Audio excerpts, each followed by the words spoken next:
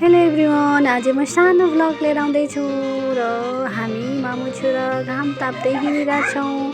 यहाँ चाहिँ सबैजना घाम तापिरहेको छ। डगी, प्यारोट, सानो नानी बाबुहरू सबै घाम तापिसकेपछि हामी मामु छोरा चाहिँ त्यति लाउन रेडी हुँदैछौँ। त्यति लगाउँदै आमासँग मिठो गफ गरिरहेका छौँ। यतिकैमा हाम्रो प्यारो ठुलो मामु भेट्न आउनुहुन्छ बाबुलाई। यति व्यस्त समयमा पनि फुर्सद निकालेर भेट्न आउनुभएको मेरो श्रीमान चाहिँ मेरो बिदै खराब गर्यो भन्दै हुनुहुन्छ। मेरो प्यारी आमाले चाहिँ मकै भटमास बुट्दै हुनुहुन्छ।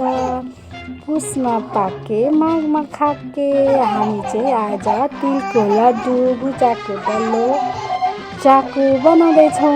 म चाहिँ त्यति धेरै खानाहरू पकाउनमा चाहिँ ट्यालेन्ट छुइनँ, त्यही पनि सानो कोसिस गरेको। लड्डु चाहिँ गोलो भएन।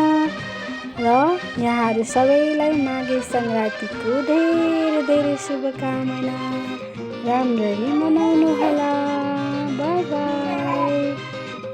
कस्तो लाग्यो मेरो